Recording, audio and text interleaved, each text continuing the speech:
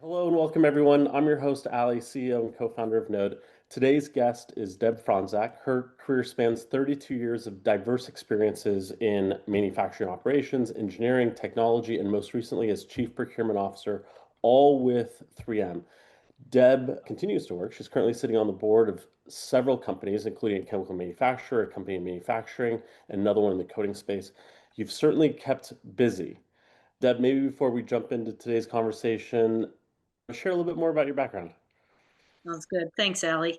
Yeah, as you described, a long career at 3M in manufacturing and supply chain. But one of the things I'd highlight is embedded in there a lot of experiences around transformation, whether it was in process technology, digital and AI, ERP changes, things that companies have to deal with on a regular basis that involve huge amounts of change management and interaction cross-functionally with other leaders. So it's been a great career. And yes, in retirement, I am supporting some boards and working, of course, with Knowde and even a little private equity to stay fresh with what's going on around the marketplace. There's certainly a lot going on. I think you exited, an operating role in the industry right at the right time in 21. Yeah. If you were still in an operating role at a major chemco today, what do you think your top priorities would be? Uh, I think some of these don't change at all, but you have to think about market and customer interaction. And the marketplace is navigating end markets, dealing with things like regulatory, sustainability, and product performance. And also, how do you grow and differentiate yourself? So, customer and market is always there. I think in today's age, especially as we're seeing changes in demand in the chemical industry, you have to be looking at optimization. How do you navigate cost pressures? How do you navigate cash and deliver on the bottom line? And, in that area, how do you drive a resilient supply chain? And then lastly, I think it's about technology, not only the R&D technology around products, but how do you look at digital and AI and all the things that are changing in the marketplace to accelerate the first two priorities, but also accelerate in the R&D space? You've certainly seen a handful of transformation projects. I'm sure you led a lot of these initiatives in your prior roles. In your view, what separates projects that end up scaling versus those that get stuck in pilot land? Yeah, I think with any type of projects, you have to be looking at the CEO and the executive leadership with strong support. You need to have a clear strategy, a clear vision. As I mentioned earlier, you have to be able to deal with change management. Oftentimes, especially when you're thinking about digital transformation, there's a culture change and a significant change for the people that are involved. And I think where some companies fail is they focus on the technology and not the people and the culture. Also, I think another failure point is if you just think that you're going to address everything at once. You go too big across the enterprise versus taking a focused, piloted approach where you can get some quick hits. And then lastly, outside of, those types of things, projects fail if you don't have good data. Now, if you have siloed data that you can't access, it's not formatted in the right way, trying to apply transformation without good data impacts your decision making, it impacts your analytics, it impacts the implementation, and can very quickly stall the initiative and force you to go back and fix the data before you can even move forward.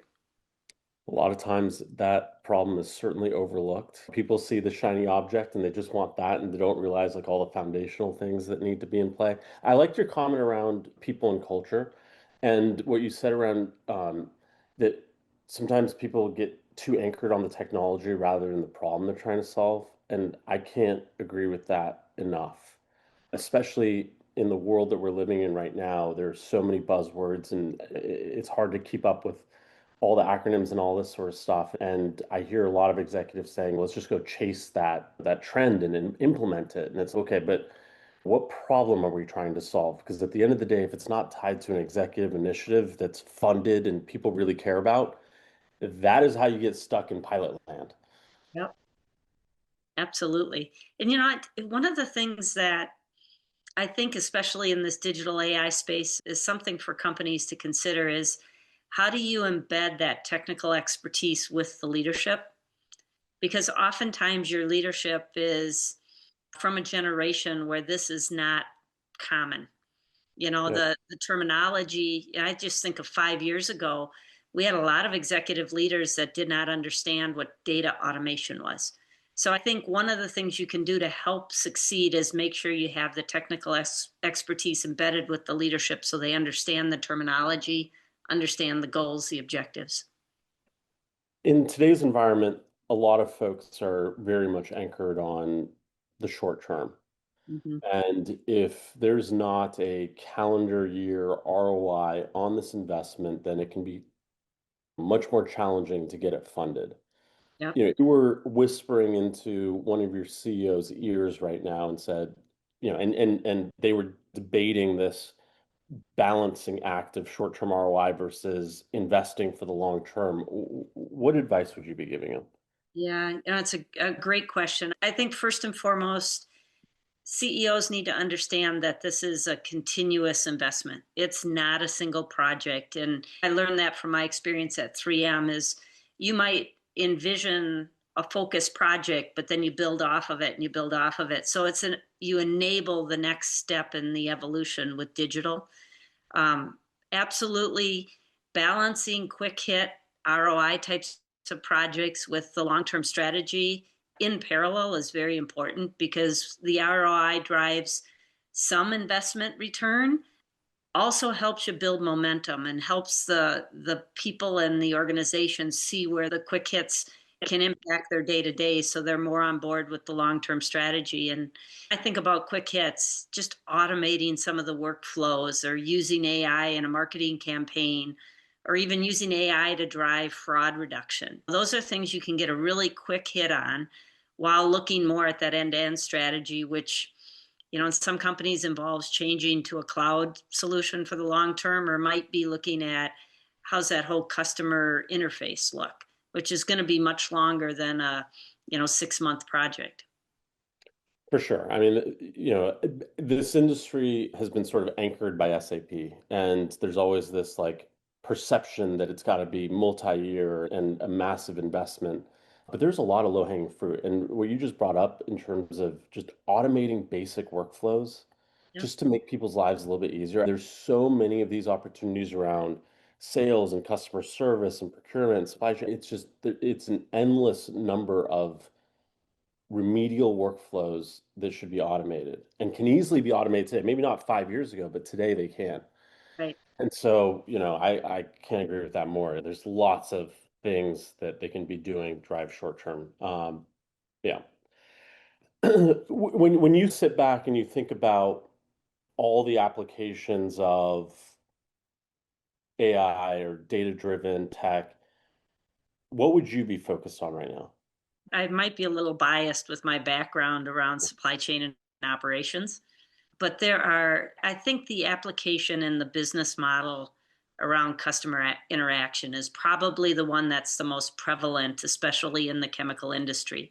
As we think about, your .com website, how you interact with your customers, being able to set up a wiki background of all of the data that's pertinent, product data, spec data, regulatory, even knowledge of individuals, sales individuals, where you can query to not only Mhm. help your sales team, your tech service, your customer service, but then to be able to set up a virtual chemist that can answer basic questions that helps you in that customer journey, I think is probably the most important space to start with because you can build off of that to understand your customer journey, your your segmentation in your marketplace, and eventually drive growth.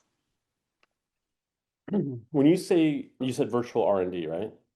That's yeah, virtual R&D in terms of molecular design and Okay. experimentation, but also we have a lot of individuals where the knowledge is held in their head.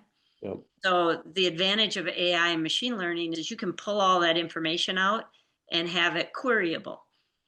So other chemists or R&D or tech service individuals can pull that information. So if you create that wiki, everybody can pull from it. This industry certainly is opaque, and in order to make decisions, you need years of experience. And if you can, like you said, if you can pool all that knowledge into a central place that everyone can take advantage of, obviously massively valuable. Yeah, Maybe not possible a few years ago, but today it's basically commoditized. yeah, And I agree with you. This is probably the thing that would cause the largest impact to any one of these organizations because it's so applicable to like every function. yeah. You just need a lot of know-how to make decisions. A lot of things come up if you're in TS&D or sales or customer service. Where are the answers to these questions? Unless you've been in the role for 10 years, you just don't know. Yeah, yeah. And you probably know the terminology better, but you think about Chat GBT for an internal organization or Copilot for an internal organization. That's a means by which that you can set a foundation to build off of. Indeed, indeed. Do you think that's the bigger opportunity, or would you go after the idea you brought up a little bit earlier in terms of giving customers access to, the documents and the order patterns and all the transactional stuff they need? Yeah, if you're thinking short term, it's very easy to see the foundation where you can allow customers to self-serve. I Yeah. want product specs, I want MSDSs, I want technical information, build off of that and make a recommendation. I need a product that does XYZ. I think that's all valuable. But then internally, I get a little selfish where I think, how can I help my sales force and my tech service team be more efficient and maybe understand where there's opportunities so that we can grow the business? Yeah. So I think it can go both directions. From our point of view, there's a decent percentage of chemicals right now that are in pilot mode on a GPT-like service Yep. to help make certain functions more efficient. And I think it's probably inevitable that same experience will also be available externally to their customers Yep. as they gain confidence internally that, wow, the accuracy of the results are pretty darn good. And why are we just hoarding this to ourselves? Why not give this access to our customers? I think it's 2, 3 years away, but it's inevitable. Yep. Deb, thank you for the insights. Folks love listening to these informal conversations with folks like yourself that have helped shape the industry and continue to shape the industry. You're still influencing several orgs. Thank you for everything you've done and continue to do move this industry forward. I appreciate the time. It's great, Allie. Thank you.